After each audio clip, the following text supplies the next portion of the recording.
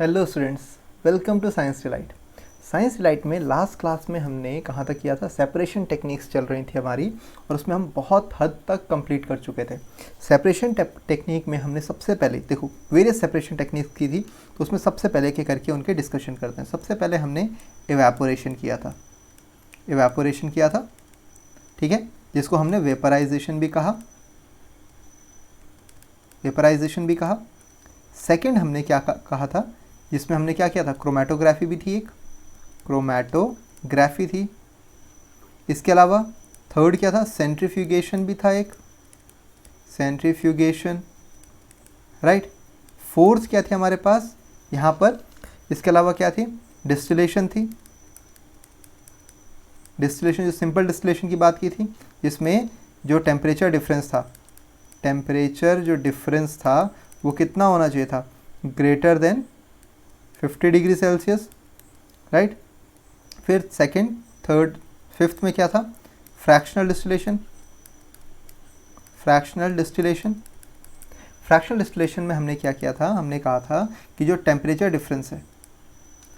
Difference है अगर वो बिलो 50 डिग्री सेल्सियस हुआ या बिलो 30 डिग्री सेल्सियस हुआ तब ऐसा केस होगा। नेक्स्ट, इसके अलावा 6 में एक सेपरेटिंग फनल वाला भी किया था, ठीक है, सेपरेटिंग फनल एक्सपेरिमेंट, ठीक है, सेपरेटिंग फनल, ठीक है।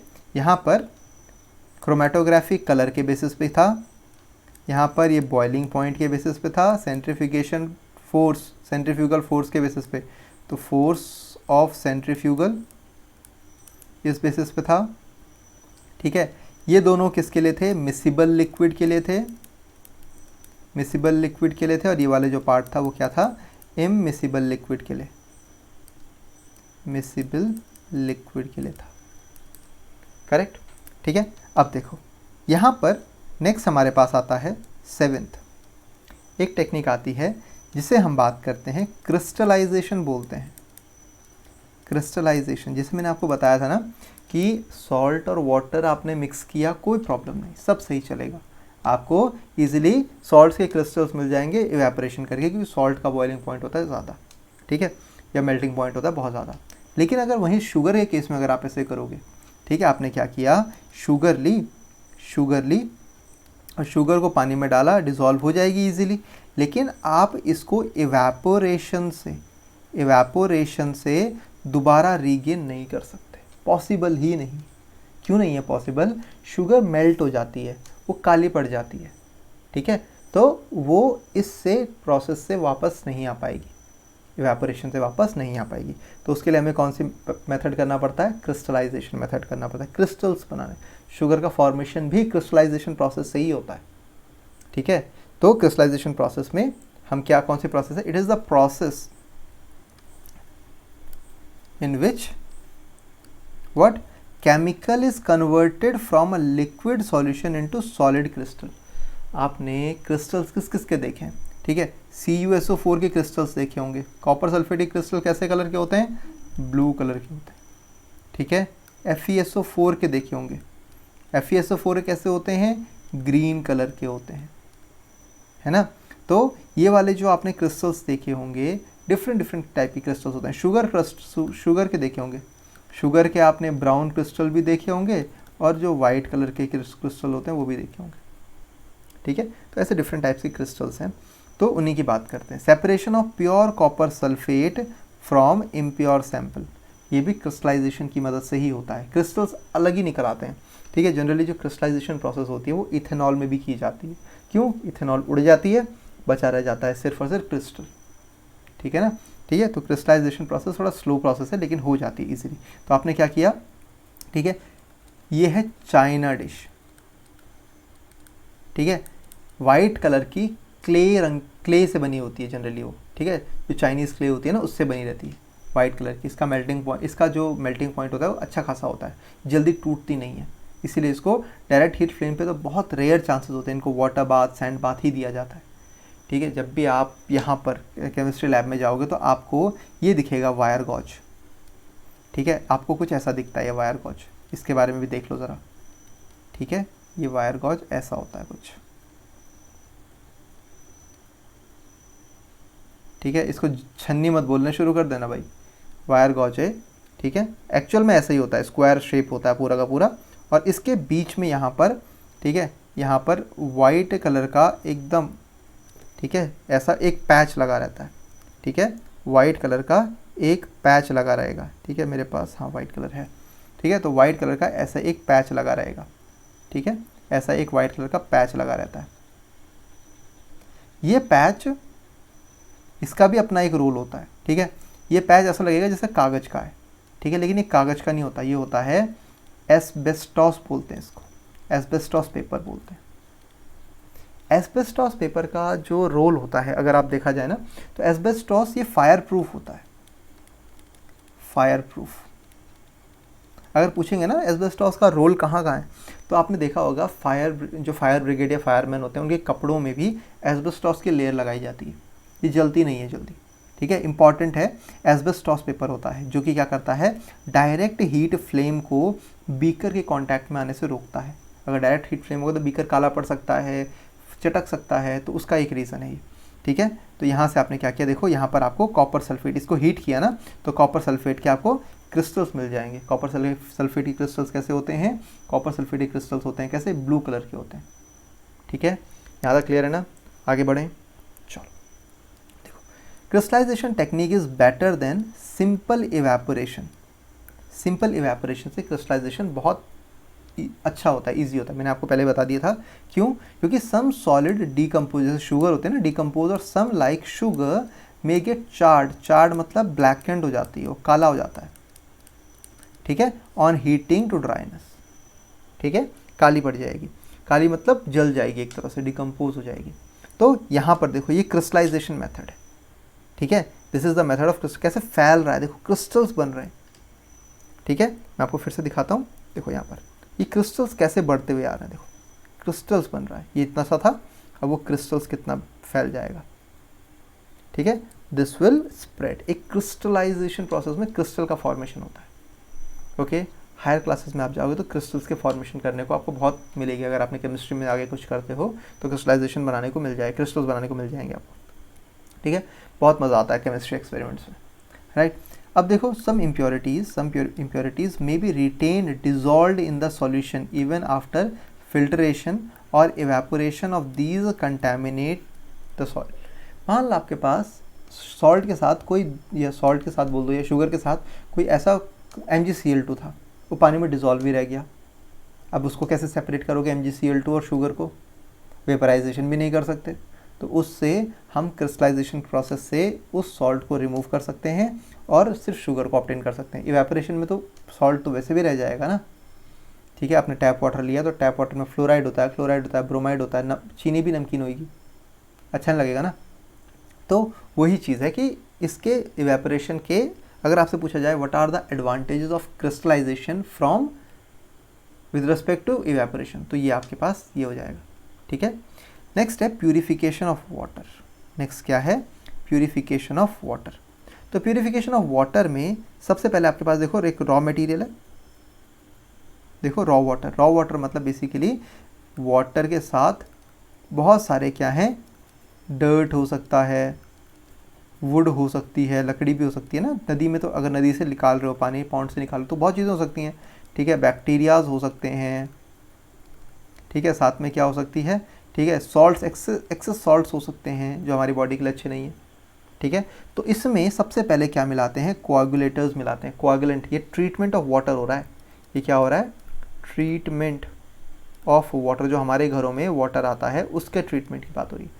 कोएगुलेटर से क्या होगा, जो वुड होगा, डर्ट होगा, एक्सेस सॉल्ट्स होंगे, जो भारी भारी से चीज़ें होंगी वो कोएगुलेट हो जाएंगी, इसमें एकदम मिक्सचर जैसा बना जाएंगी, गाढ़ा गाढ़ा सा मिक्सचर बन जाएगा, ठीक है। और वो क्या हो जाएगा, सेडिमेंटेशन हो जाएगा उसका, ठीक है। देखो फ्लॉक्यूलेशन मतलब, फ्लॉक्स का मतलब क्या होता है, झाग जैसा बनना, तो ये रोटर है, दीज आर रोटर। रोटर क्या कर रहा है, उसको मिक्स कर रहा है अच्छे से कि फ्लॉक्स जो यहाँ पर कोएगुलेट हुए थे वो अलग अलग छोटे छोटे छोटे छोटे फ्लॉक्स में कन्वर्ट हो जाए, फिर वो फ्लॉक्स का सेडिमेंटेशन होगा, ठीक है। अब यहाँ से जो प्रोसेस है, सेडिमेंटेशन मतलब किसी भी चीज़ को बिठा देना, ठीक है। सेडिमेंट्स क्या हो जाते हैं, ज़मीन पे या फ्लोर बेड पे वो आराम से सेटल डाउन हो जाते हैं, ठीक है। तो सबसे पहले कोएगुलेशन, कोएगुलेशन मतलब इकट्ठा करना, फिर फ्लॉक्यूलेशन, उनके फ्लॉक्स, छोटे छोटे छोटे छोटे फ्लॉक्स बना देना। फ्लॉक्स का मतलब बेसिकली पार्टिकल्स होते हैं, एक मास ऑफ, आप बोल दो ये group of any compounds, basically ऐसे बोल दो, ठीक है। Group of any compounds are known as flocs, ठीक है। सेडिमेंटेशन, वो फ्लॉक्स क्या हो जाएंगे, भारी हो जाएंगे तो ज़मीन पे आ जाएंगे। नेक्स्ट उसमें हम क्या कर देते हैं, सेडिमेंटेशन के बाद हम क्या कर देंगे, जो भारी वाला चीज़ तो नीचे आ गया, अब उसके बाद जो रिमेनिंग बचा उसका हमने फिल्ट्रेशन कर दिया, ठीक है। Removal of impurities, removal of impurities, ठीक है। सेडिमेंटेशन में आप क्या बोल दोगे, ठीक है, the heavy particles, the heavy particles are settled down,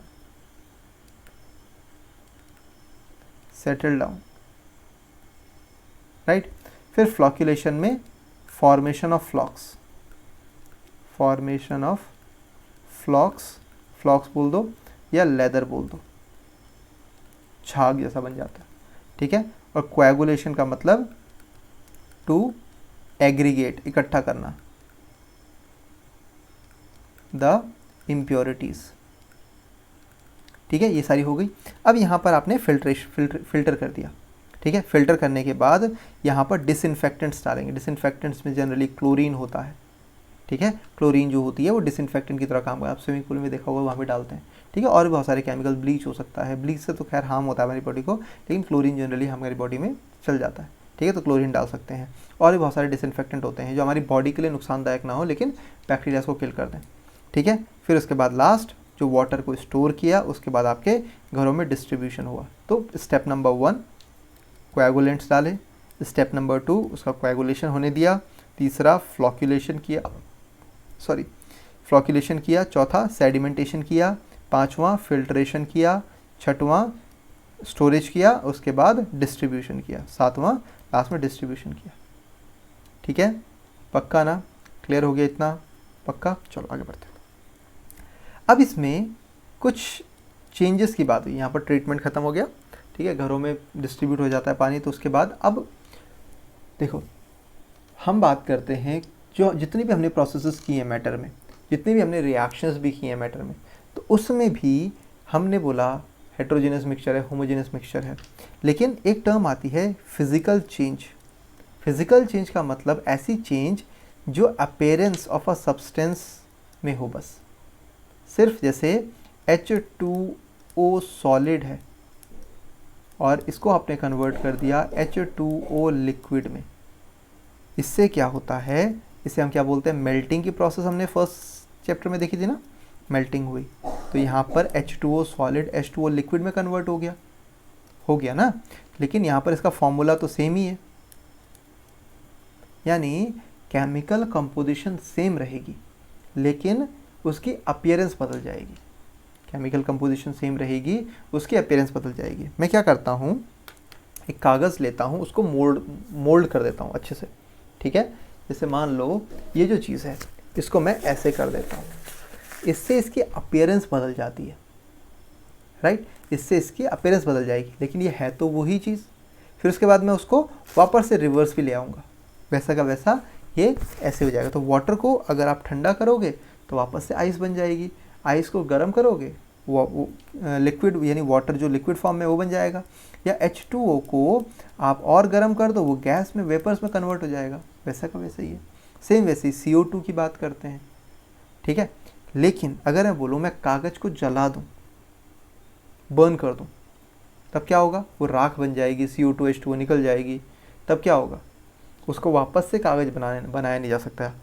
यानी chemical change causes a substance to change its entire substance, to change into an entirely substance which is new to chemical formula.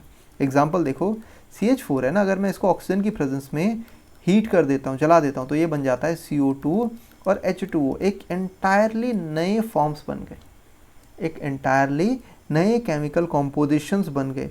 इससे क्या होता है, इससे ये chemical change हो जाता है। इसको आप रिवर्स नहीं कर सकते इजीली, इसको रिवर्स नहीं किया जा सकता। बोलो भाई समझ में आया, हाँ ना, ठीक है। चलो आगे देखें। Chemical change are also known as chemical reactions. Chemical reactions क्या होती हैं? एक ऐसी प्रोसेस जिसमें रिएक्टेंट्स जो रिएक्ट करें, आपस में रिएक्ट कर कर प्रोडक्ट का फॉर्मेशन करते हैं। ठीक है, रिएक्टेंट्स, अब जैसे मान लो A प्लस बी, ये क्या देंगे? C plus D.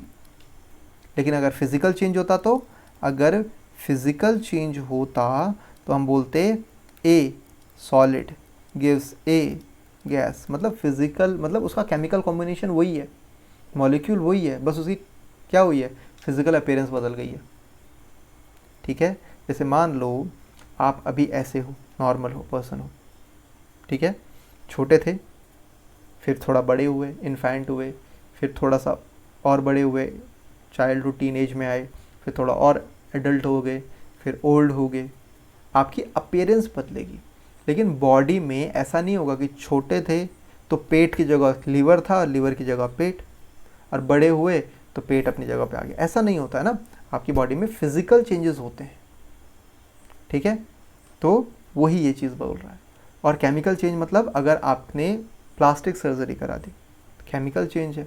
अब आपको कोई अगर अच्छे से पूरी प्लास्टिक सर्जरी करा दे, पहचान भी नहीं पाएगा, तो वो केमिकल चेंज हुआ है बॉडी में, उसको आप रिवर्स नहीं कर सकते।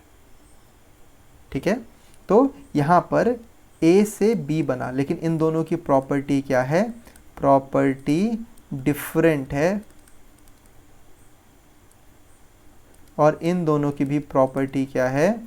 प्रॉपर्टी डिफरेंट है। राइट? तो फिजिकल चेंज क्या हुआ? एक ऐसा चेंज जिसमें सिर्फ फिजिकल अपीयरेंस चेंज हो रहा है, केमिकल कॉम्बिनेशन सेम है। फिजिकल अपीयरेंस चेंज हो रहा है लेकिन केमिकल कॉम्पोजिशन क्या है? सेम है। लेकिन केमिकल रिएक्शंस जब होती हैं, केमिकल चेंजेस जब होते हैं, तो उसमें क्या होता है? केमिकल कंपोजिशन ही बदल जाती है। फिर उसके बाद अगर मैं बात करूं, तो जो फिजिकल चेंज होते हैं वो रिवर्सिबल हो सकते हैं। Physical changes are reversible. Physical changes क्या हैं? रिवर्सिबल होते हैं। केमिकल रिएक्शंस रिवर्सिबल हो भी सकती हैं, नहीं भी हो सकती हैं। तो जो केमिकल चेंजेस होते हैं दे कैन बी रिवर्स्ड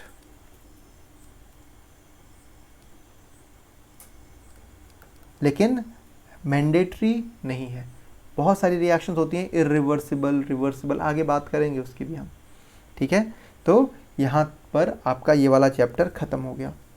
ठीक है, एनसीईआरटी में atom, molecule, mixture, element, compound की बात लास्ट में दी हुई है। Metal, non metal, metalloid, noble gases हमने स्टार्टिंग में ही कर लिया था। ठीक है, तो यहाँ पर आपका ये चैप्टर ख़त्म हो गया। स्टे इज मैटर, कौन कौन चैप्टर हो गए? स्टेट्स ऑफ मैटर, या basically matter in our surrounding, और is matter around us pure, 2 chapter यहाँ पर आपके ख़त्म हो गए। ओके, तब तक के लिए बाय बाय। नेक्स्ट चैप्टर में मिलते हैं। नेक्स्ट चैप्टर कौन सा है हमारा भाई? Atoms and molecule. Again a very very very interesting chapter. Seriously बहुत इंटरेस्टिंग चैप्टर है, आपको बहुत मज़ा आएगा उसमें भी। एटम मतलब हमने अभी तक क्या देखा था? एटम से छोटे प्रोटॉन, प्रोटॉन से छोटे क्वार्क, है ना, क्वार्क से छोटा प्रियॉन्स, तो ये सब चीज़ें हमने देखी थी। अब उसके बारे में इलेबोरेट स्टडी करेंगे। एटम की डिस्कवरी किसने की? एटम से पहले, सॉरी, एटम के अंदर जो पार्टिकल्स थे, प्रोटॉन की डिस्कवरी किसने की, इलेक्ट्रॉन की किसने की, एटॉमिक मास क्या होता है, एटॉमिक नंबर क्या होता है, वो भी बात करेंगे हम नेक्स्ट क्लास में। राइट? ठीक है, तब तक के लिए पढ़ते रहो। ठीक है, एंजॉय करते रहो, लाइफ को फुलेस्ट भी जियो। ठीक है, लाइफ को ऐसे जियो जैसे कल है ही नहीं। सोचो ज़रूर, लेकिन एंजॉय फुल रखो। राइट? चलो नेक्स्ट क्लास में मिलते हैं, तब तक के लिए बाय बाय। और ज़्यादा बोलना ना पड़े बस। चलो बाय बाय।